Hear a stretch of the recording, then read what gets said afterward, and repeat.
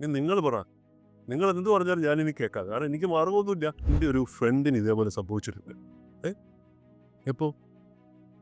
അപ്പം ഇങ്ങനെയാണ്.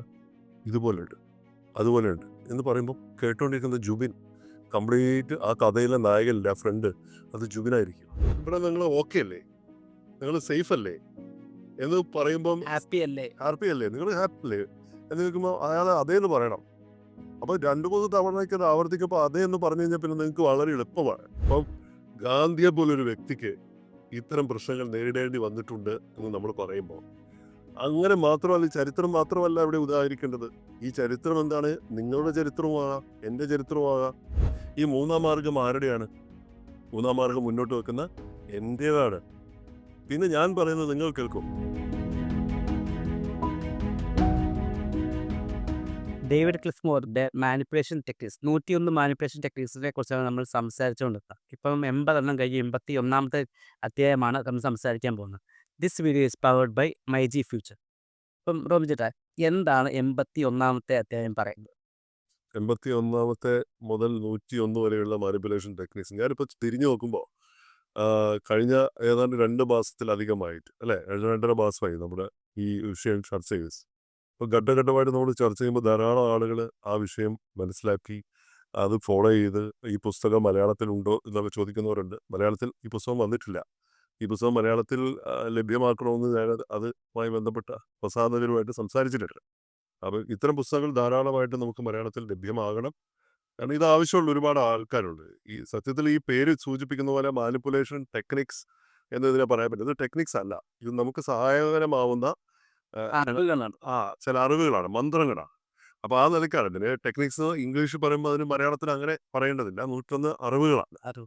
എക്സാക്റ്റ് നിങ്ങൾ പറഞ്ഞ പോലെ തന്നെയാണ്. അപ്പം ഈ ഒരു സാധനം ജീവിതത്തിൻ്റെ സമസ്ത മേഖലകളിലും നമ്മൾ ഒരുപക്ഷെ ഉപയോഗിക്കേണ്ട 101 മന്ത്രങ്ങളാണ്.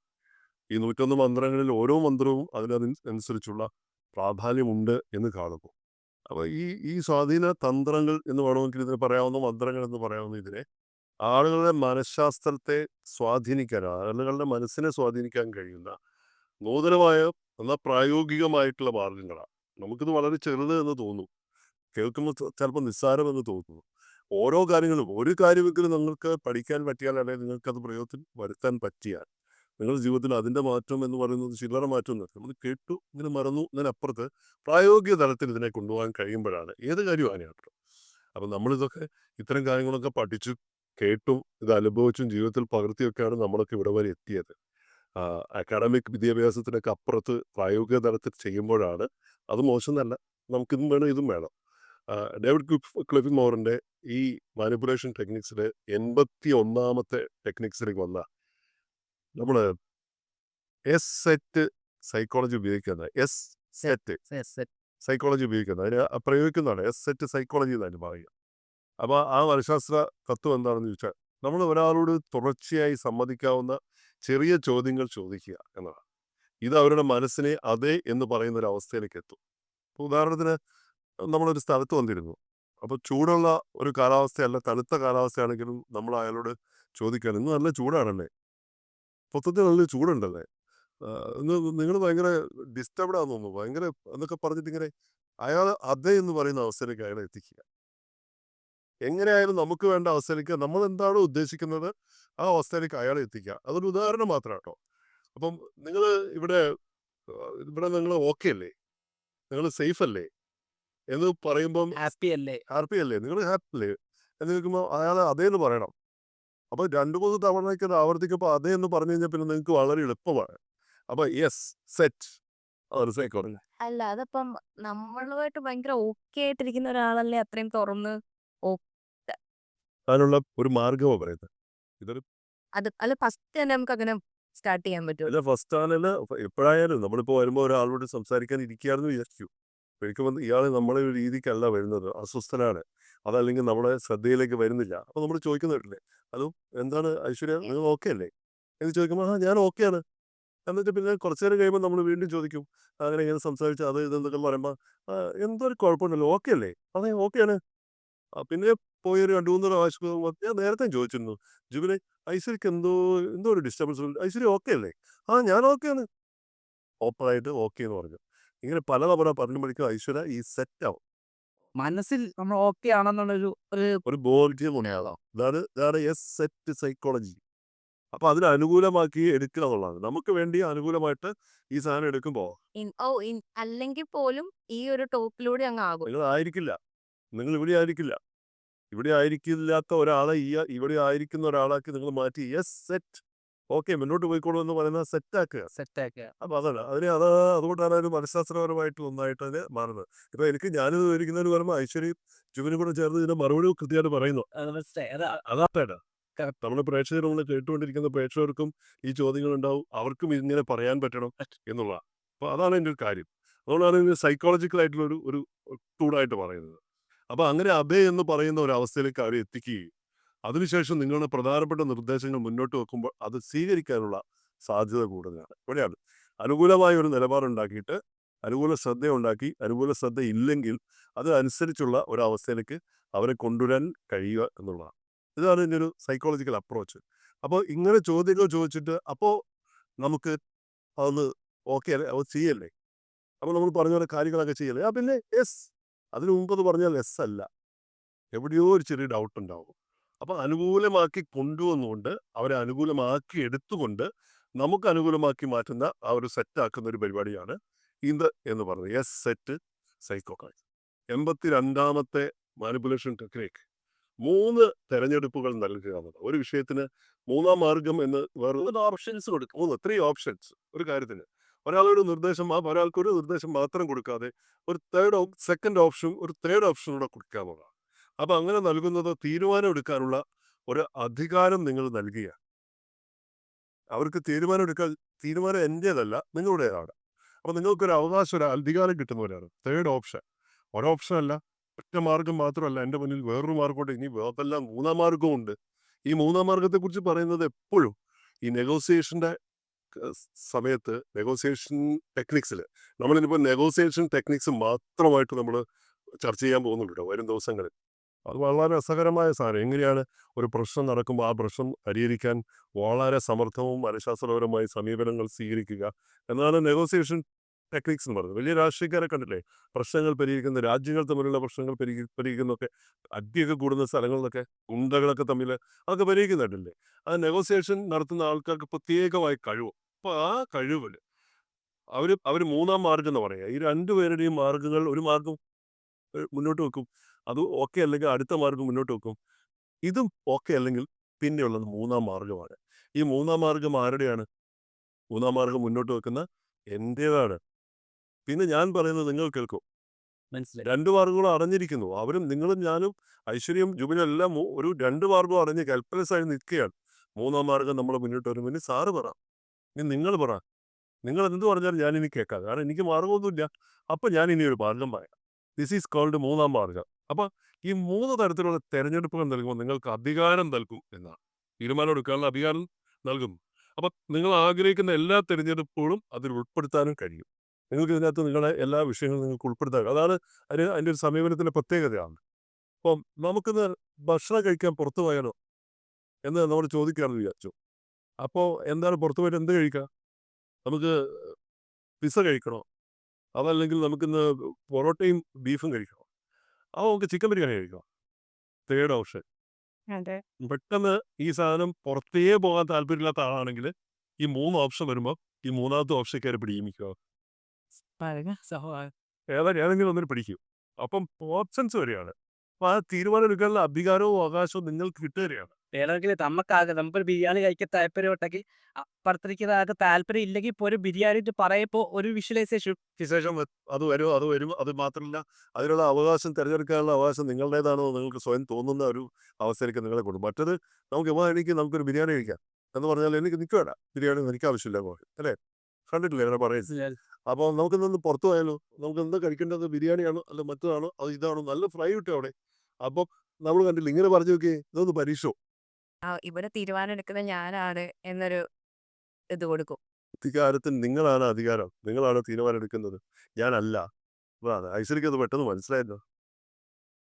Very good. അപ്പൊ അങ്ങനെ നമ്മുടെ പ്രേക്ഷകർ അത് മനസ്സിലാക്കിക്കൊണ്ട് ചോദ്യങ്ങൾ ചോദിച്ചോണ്ട് പോകട്ടെ. എന്തായാലും അത് വലിയ ഒരു മൂവ്മെന്റ് ആണ്. 83ാമത്തെ മാനിപ്പുലേഷൻ ടെക്നിക്സ് ചരിത്രം ഉപയോഗിച്ച് സ്വാധീനിക്കുക. ചരിത്രം എന്താണ്? ഹിസ്റ്ററി, പഴയകാല അനുഭവങ്ങൾ, ചരിത്ര കഥകൾ, ഹിസ്റ്ററിയിലുള്ള കഥകൾ, അല്ലെങ്കിൽ പ്രശസ്തരായിട്ടുള്ള വ്യക്തികളുടെ അനുഭവങ്ങളൊക്കെ പറഞ്ഞുകൊണ്ട് ഉപയോഗിക്കുന്നത് നിങ്ങൾ സംസാരിക്കുന്ന ആ വിഷയത്തിന്, വാദത്തിന് കുറച്ചുകൂടി ശക്തി നൽകും. അപ്പം ഗാന്ധിയെ പോലൊരു വ്യക്തിക്ക് ഇത്തരം പ്രശ്നങ്ങൾ നേരിടേണ്ടി വന്നിട്ടുണ്ട് എന്ന് നമ്മൾ പറയുമ്പോൾ, അങ്ങനെ മാത്രമല്ല, ഈ ചരിത്രം മാത്രമല്ല ഇവിടെ ഉദാഹരിക്കേണ്ടത്. ഈ ചരിത്രം എന്താണ്? നിങ്ങളുടെ ചരിത്രവുമാകാം, എൻ്റെ ചരിത്രവുമാകാം. എൻ്റെ ചരിത്രം എനിക്കും ഇതേപോലെ ഇതിനെ നേരിടേണ്ടി വന്നിട്ടുണ്ട്. മുമ്പ് നമ്മൾ കഴിഞ്ഞ തവണ ഏതോ ഒരു മാനിപ്പുലേഷൻ ടെക്നിക്സിൽ സംസാരിക്കുമ്പോൾ ആളുകൾ ഉദാഹരിക്കുന്നതിനിടയ്ക്ക് എനിക്കൊരു ഫ്രണ്ട് എന്നെ വിളിച്ചിരുന്നു. അപ്പം മറ്റുള്ളവരുടെ ഉദാഹരണങ്ങൾ പറയുമ്പോൾ നമ്മുടെ ഉദാഹരണങ്ങൾ പറഞ്ഞുകൂടെ? ശരിയാണ്, നമ്മുടെ ഉദാഹരണങ്ങൾ തീർച്ചയായും പേഴ്സണൽ ഉദാഹരണങ്ങൾ പറയാം. നല്ല നിർദ്ദേശമാണ്. അപ്പോൾ അങ്ങനെ പറയുമ്പോൾ ഈ ആളുകൾക്ക് ഈ പ്രശ്നത്തിനെ നമുക്ക് ലളിതവൽക്കരിക്കാൻ കഴിയും. ഇതെൻ്റെ മാത്രം പ്രശ്നമല്ല, ഇയാൾക്കും എന്നെ മുന്നിൽ നിൽക്കുന്ന ഇയാൾക്കും മറ്റുള്ള ചിലർക്കും ഇത് അനുഭവിക്കേണ്ടി വന്നിട്ടുണ്ട്. ചരിത്രത്തിൽ ഇങ്ങനത്തെ ഒരുപാട് അവസ്ഥകളുണ്ട്. വ്യക്തികൾക്കുണ്ടായിട്ടുണ്ട്, മഹാന്മാർക്കുണ്ടായിട്ടുണ്ട്. അങ്ങനെ ഗാന്ധിക്ക് ഇങ്ങനെ അവസ്ഥ ഉണ്ടായിട്ടുണ്ട്, അപ്പോൾ നിങ്ങൾക്കും ഇങ്ങനെ ഉണ്ടായിക്കൂടെ എന്ന് ചോദിച്ചാൽ അവർക്ക് ഇഷ്ടപ്പെടില്ല. അത് ഗാന്ധിയാണ്. ഗാന്ധിക്കൊക്കെ അങ്ങനെ ആവാമല്ലോ. സാധാരണക്കാരനെ അഫക്റ്റ് ചെയ്യുന്നതാണെങ്കിൽ കുറച്ചുകൂടെ എടുക്കാവൂ. ഉദാഹരണങ്ങൾ നമുക്ക് പലതും പറയാമേ. ഇപ്പോൾ പറയാൻ എളുപ്പത്തിന് വേണ്ടി ഗാന്ധി എന്ന് പറഞ്ഞോളൂ. നമുക്ക് ഗോപാലകൃഷ്ണൻ, നമ്മുടെ അപ്പുറത്ത് ഗോപാലകൃഷ്ണൻ ഇല്ലേ? ഗോപാലകൃഷ്ണൻ ഇതേപോലെ ഒരു അവസ്ഥ ഉണ്ടായിരുന്നു. ഗോപാലകൃഷ്ണൻ കേട്ടോ. പിന്നെ നിനക്കറിയില്ല, അയാൾ ഇതേപോലെ കടന്നുപോയ ഒരാളാണ്. എൻ്റെ ജ്യേഷ്ഠൻ്റെ മകൻ, അല്ല എൻ്റെ വല്യച്ഛൻ, അതല്ല എൻ്റെ മാപ്പയുടെ കൂട്ടുകാരൻ വേറൊരാളുണ്ടായിരുന്നു. വല്യപ്പൻ്റെ മറ്റേ ഇയാളുണ്ടായിരുന്നു. ഓരോരുത്തരുടെ രീതി അനുസരിച്ച് ഇത് പറയുമ്പോൾ അവന് ഒരു പ്രശ്നത്തെ ലളിതവൽക്കരിക്കുക എന്നുള്ളതാണ്. അതാണ് ഇതിൻ്റെ ഉദ്ദേശം, ഈ ടെക്നിക്സിൻ്റെ ഉദ്ദേശം. 84ാമത്തെ മാനിപ്പുലേഷൻ ടെക്നിക്കിൽ അവരിൽ വരുന്ന മാറ്റം ഒരു കഥയിലൂടെ പറയുക എന്നതാണ്. കഥയിലൂടെ ആളുകളെ സ്വാധീനം ചെലുത്താൻ വളരെ പെട്ടെന്ന് കഴിയും. Story telling. ഒരു കഥ കേൾക്കുമ്പോൾ അവർക്ക് അതിലെ കഥാപാത്രങ്ങളുമായി സ്വയം ബന്ധപ്പെടുത്താൻ കഴിയും. ഇത് അവർ വലിയ മാറ്റത്തിന് വഴിയൊരുക്കും. ഞാൻ ഈ കഥകളിലൂടെയാണ് കാര്യങ്ങൾ പറയുക. അപ്പോൾ എന്നോട് സംസാരിക്കുന്ന ആൾക്കാർ എന്തെങ്കിലും പറയുമ്പോൾ ഞാൻ സസ്പെൻസ് വെച്ചിട്ട് പറയും. ഇതെന്താ പറയുന്നത് ഒരു പിടുത്തമുണ്ടാവില്ല. എപ്പോഴും ഞാൻ പ്രസംഗിക്കാനും സംസാരിക്കാനും ഒക്കെ പോകുമ്പോൾ ഞാൻ പറയുക, നമുക്കൊരു കാര്യം പെട്ടെന്ന് മനസ്സിലാക്കാനുള്ള എളുപ്പ വഴി എന്ന് പറയുന്നത് ആ പറയുന്ന കാര്യത്തിൽ ഞാൻ എന്നതിന് പകരം നിങ്ങൾ തന്നെയായിട്ട് സങ്കല്പിക്കാമുള്ള. ഈ സ്ഥാനത്ത് ഞാനായിരുന്നെങ്കിൽ, ഞാനാണ് എന്ന് സങ്കല്പിക്കുമ്പോൾ നമുക്ക് പെട്ടെന്ന് ആ കാര്യത്തെ മനസ്സിലാക്കാൻ പറ്റും. മറ്റത് നമ്മൾ മാറി നിന്നിട്ട് കാണുകയാണ്. അയാളുടെ എക്സ്പീരിയൻസ് എന്ന നിലയ്ക്കാണ് കാണുന്നത്. ഇത് എൻ്റെ എക്സ്പീരിയൻസ്, എനിക്കാണെങ്കിൽ എന്ന് പറയുന്ന രീതിയിൽ അവരെ അങ്ങനെ കഥയിലൂടെ ഒരു കാര്യം പറയാൻ ഞാനിപ്പോൾ ഒരു കാര്യം പറയാം. ഇങ്ങനെ പിന്നെ എൻ്റെ ഒരു ഫ്രണ്ടിന് ഇതേപോലെ സംഭവിച്ചിട്ടുണ്ട്. എപ്പോൾ? അപ്പം ഇങ്ങനെയാണ്, ഇതുപോലെയുണ്ട്, അതുപോലെയുണ്ട് എന്ന് പറയുമ്പോൾ കേട്ടുകൊണ്ടിരിക്കുന്ന ജുബിൻ കംപ്ലീറ്റ് ആ കഥയിലെ നായകനില്ല, ആ ഫ്രണ്ട്, അത് ജുബിനായിരിക്കും, അതല്ലേ ഐശ്വര്യയായിരിക്കും. നമ്മളെ സങ്കല്പിക്കും നമ്മൾ. അപ്പോൾ അനുകൂലമായിട്ടുള്ള കഥകളാണെങ്കിൽ പ്രത്യേകിച്ച്. അപ്പോൾ അതിൽ പ്രാവീണ്യം നേടി പറയാം. അപ്പം നാട്ടിൻപുറത്തുള്ള ആളുകൾ, സാധാരണക്കാരൊക്കെ ഇത്തരം കഥ പറയാൻ മിടുക്കന്മാരാണ്. എല്ലാവരും നമ്മൾ കഥ പറയുന്ന എല്ലാവരും മിടുക്കന്മാരാണ്. നമുക്കിപ്പോൾ ആരും കഥ പറഞ്ഞിട്ട് സ്റ്റേജിൽ കയറുന്ന കഥ പറയുന്നവർ മാത്രമാണ് അതിൻ്റെ സ്റ്റോറി ടെല്ലേഴ്സ് എന്ന് വിചാരിക്കരുത്. എല്ലാ മനുഷ്യനും ഉണ്ട് ഈ കഴിവ്. അവരെ ഒരു കാര്യം അവരിങ്ങനെ പറഞ്ഞ് ഫലിപ്പിക്കുന്നത് ഇങ്ങനെയാണ്. അപ്പോൾ ഈ രീതിയിൽ കഥകൾ പറഞ്ഞുകൊണ്ട് നമുക്ക് ആളുകളെ അവരിൽ വലിയ മാറ്റത്തിന് വഴി തെളിയിക്കാൻ പറ്റും. നമ്മൾ തന്നെ ആ കഥയിലെ കഥാപാത്രമായിട്ട് അവരെ സങ്കല്പിച്ചുകൊണ്ട് അവരിൽ വലിയ മാറ്റം വരുത്താൻ കഴിയുന്നതാണ്. 85ാമത്തെ മാനിപ്പുലേഷൻ ടെക്നിക്സ് അവരെ അടുത്തറിയുന്നത് പോലെ സംസാരിക്കുക. ഒരാളോട് സംസാരിക്കുമ്പോൾ വളരെ ക്ലോസ് ആയതുപോലെ സംസാരിക്കുക. അത് അടുത്തറിയുന്നവരെ സംസാരിക്കുന്നത് വെച്ചാൽ വായിലോട്ട് കയറിയിട്ട് സംസാരിക്കലല്ല, വേദോട്ട് കയറി സംസാരിക്കലല്ല, അകലം പാലിച്ചുകൊണ്ട് ഈ കൃത്യമായ ഡിസ്റ്റൻസ്. ഈ ബോഡി ലാംഗ്വേജിൽ ഏറ്റവും വലിയൊരു പ്രധാനപ്പെട്ട കാര്യം എന്ന് പറയുന്നത് ഈ അകലം വലിയ പ്രശ്നമാണ്. ഏറ്റവും അടുത്ത് ഭാര്യയും ഭർത്താവും തമ്മിലുള്ള അകലം പോലെയല്ല, അച്ഛനും മക്കളും തമ്മിലുള്ള അകലം പോലെയല്ല, സുഹൃത്തുക്കൾ തമ്മിലുള്ള അകലം. അപരിചിതരായിട്ടുള്ള രണ്ട് ആൾക്കാർ ആദ്യം കാണുമ്പോൾ കണ്ടിട്ടില്ലേ, ഹസ്തദാനം ചെയ്ത കണ്ടിട്ടുണ്ടോ? മുന്നോട്ട് ഇങ്ങനെ വന്നിട്ട് ദൂരം നിന്നുകൊണ്ടാണ്. ഹലോ, ഒഫീഷ്യൽ ഹസ്തദാനം തന്നെയാണ്. എന്തൊരു ഈ അകലം പാലിക്കുന്നത്? അതിനപ്പുറത്തൊരു ഡിസ്റ്റൻസ് ഉണ്ട്. ആ ഡിസ്റ്റൻസിന് അപ്പുറത്ത് വന്നിട്ടുണ്ടെങ്കിൽ ബോറായിട്ട് ഫീൽ ചെയ്യും. പിന്നെ അനുവാദമില്ലാതെ കടന്നു വരുന്നതായിട്ട് ഫീൽ ചെയ്യും. അപ്പം അതുകൊണ്ട് തന്നെ അവരെ അടുത്തറിയുന്നവർ, ആ അടുപ്പമല്ല ഞാൻ പറയുന്നത്, അടുത്തറിയുന്നത് പോലെ സംസാരിക്കുക എന്നുള്ളതാണ്. ഒരാളുടെ സംസാരം നമ്മൾ കേൾക്കുമ്പോൾ നിങ്ങൾ അവരെ അടുത്തറിയുന്ന പോലെ സംസാരിക്കുന്നത് കൂടുതൽ വിശ്വാസ്യത നൽകും. അത് വിശ്വാസ്യത കൂട്ടും. ഇത് സംഭവിക്കുമ്പോൾ നിങ്ങൾക്ക് ഇങ്ങനെ തോന്നാറുണ്ട് എന്ന് എനിക്കറിയാം. ഇങ്ങനെ നിങ്ങളിങ്ങനെ ആലോചിക്കുമ്പോൾ നിങ്ങൾക്കിപ്പം നിങ്ങളുടെ മനസ്സിൽ ഞാനിത് പറയുമ്പോൾ ഇന്ന കാര്യങ്ങൾ തോന്നുന്നുണ്ട് എന്ന് എനിക്കറിയാം. ഐശ്വര്യ ഇപ്പോൾ ആലോചിച്ചുകൊണ്ടിരിക്കുന്ന ഇതാണെന്ന് എനിക്ക് നന്നായിട്ട് അറിയാം. യഥാർത്ഥത്തിൽ ഇപ്പോൾ ഐശ്വര്യ ആലോചിച്ചുകൊണ്ടിരിക്കുന്നത് എന്താണെന്ന് എനിക്കറിയാം കേട്ടോ. ഞാനൊരു ഏകദേശം പിടിച്ചിട്ടുണ്ട്. അപ്പം അത് ആലോചിക്കുന്നുണ്ട്. അപ്പോൾ ഇത് എനിക്കറിയാം എന്ന് തോന്നുന്നത് ബന്ധത്തിന്റെ ആഴം കൂട്ടും, വിശ്വാസ്യതയും കൂട്ടും. അവരെ മനസ്സിലാക്കുന്നതിന് തുല്യമാണ്. ഏതൊരാ ഈ സംസാരിക്കുന്ന ആൾക്ക് എന്നെക്കുറിച്ച് അറിയാമെന്നൊരു ധാരണ നമുക്ക് കിട്ടും. ഒക്കെ കിട്ടും. ഇത് നമ്മൾ കേട്ടിട്ടുണ്ട്. നമ്മളെല്ലാം നിത്യജീവിതത്തിൽ കേട്ട്. നീ ഇപ്പം എന്താ ആലോചിക്കുന്നത് എനിക്ക് നീ ഇതല്ലേ ആലോചിക്കുന്നത്? യെസ് ഞാനത് ആലോചിച്ചു. അപ്പോൾ അടുപ്പം കൂടി. അതെ. അപ്പൊ ഇനിയിപ്പോ കറക്റ്റായിട്ട് ആ ഒരു കാര്യം അതുമായിട്ട് റിലേറ്റ് ചെയ്യുന്ന കാര്യം പോലും പറഞ്ഞു കഴിഞ്ഞാൽ പെട്ടെന്ന് ഓക്കെ മനസ്സിലായല്ലോ എന്ന് പറയാം. എൻ്റെ വൈബിനനുസരിച്ചുള്ള ആളാ. അതായത് നമ്മുടെ അടുത്തറിയുന്ന ആളാണ്. നമ്മുടെ വൈബിനനുസരിച്ചുള്ള ആളാണ്. അതാണ് തോന്നുക. ഈ തോന്നൽ ഏറ്റവും പ്രധാനമാണ്. ഇപ്പോൾ ഒരു കാര്യം മനസ്സിലാക്കണം. ഇപ്പോൾ നമ്മൾ സംസാരിച്ച ഈ 5 ടൂളുകൾ, ഈ 5 ടൂളുകൾ 5 തരത്തിൽ ജീവിതത്തെ മാറ്റിമറിക്കുന്ന ടൂളുകളാണ്. ഇത് നേരാവണ്ണം പ്രയോഗിച്ചാൽ എമ്പത്തി അങ്ങനെയാണെങ്കിൽ 86ാമത്തെ ടൂളിലേക്ക് പോയാലോ? അവരുടെ സ്വാഭാവികമായ നേതൃത്വ ഗുണങ്ങൾ ഉപയോഗിക്കുക. ഒരാളുടെ സ്വാഭാവികമായിട്ട് അയാൾക്കുണ്ടാകുന്ന നേതൃത്വ ഗുണങ്ങൾ എന്തൊക്കെയാണ്? ഒരാൾക്ക് പലതരത്തിലുള്ള നേതൃത്വപരമായ കഴിവുകളുണ്ടാവും. അത് മനസ്സിലാക്കുമ്പോൾ അവർക്കൊരു ഉത്തരവാദിത്വം ഏൽപ്പിക്കുക. അത് അവരെ ആ പ്രവർത്തനത്തിൻ്റെ ഒരു വലിയ പാർട്ടാക്കാൻ സഹായിക്കും. ഈ പ്രോജക്റ്റ് നന്നായി നയിക്കാൻ നിനക്ക് കഴിയും. കണ്ടിട്ടില്ലേ ചില ജോലിക്കൊക്കെ ആളുകൾ വരുമ്പോൾ ആളുകളെ ഈ സാധാരണ പുതുതായിട്ട് വരുന്ന ആളുകളൊക്കെ ചില പ്രോജക്റ്റുകൾ ഏൽപ്പിക്കും, അസൈൻമെൻറ്റുകൾ ഏൽപ്പിക്കും. ഇത് നീ ഇത് നടത്തിക്കോ, നിനക്കിത് പറ്റും. അതിൻ്റെ ഭാഗമാക്കുന്ന നല്ല ബോസിൻ്റെ ലക്ഷണമോ നല്ല പ്രോജക്റ്റ് മാനേജറുടെ നല്ല ലീഡറുടെ ലക്ഷണമാണ് അവരെ ഇങ്ങനെ ഉത്തരവാദിത്വം ഏൽപ്പിച്ചിട്ട് അതിൻ്റെ ഭാഗമാക്കുക എന്നുള്ളത്. ഈ ഉത്തരവാദിത്വം ഏൽപ്പിച്ച് ഭാഗമാക്കുക എന്ന് പറഞ്ഞിട്ടുണ്ടെങ്കിൽ എന്നിലൊരു വിശ്വാസം അയാൾക്കുണ്ടല്ലോ എന്ന് തോന്നൽ നമ്മളിലുണ്ടാക്കും. അപ്പോൾ അതിൻ്റെ ഭാഗമായിട്ട് നേതൃത്വ ഗുണങ്ങളുണ്ട്. ഇത്തരത്തിലുള്ള നേതൃത്വ ഗുണങ്ങൾ നമ്മൾ മനസ്സിലാക്കിയിട്ട് എല്ലാ മനുഷ്യരിലും ലീഡർഷിപ്പ് ഉണ്ട്. ആ ക്വാളിറ്റി മനസ്സിലാക്കിയിട്ട് ബി എ ലീഡർ എന്ന് അവരെ ബോധ്യപ്പെടുത്താൻ ശ്രമിച്ചാൽ ആ ലീഡർഷിപ്പ് പുറത്തു കൊണ്ടുവരാൻ അവരെ ലീഡറാക്കാൻ നമുക്ക് അവരെ സഹായിക്കാൻ പറ്റുമെന്നാണ്.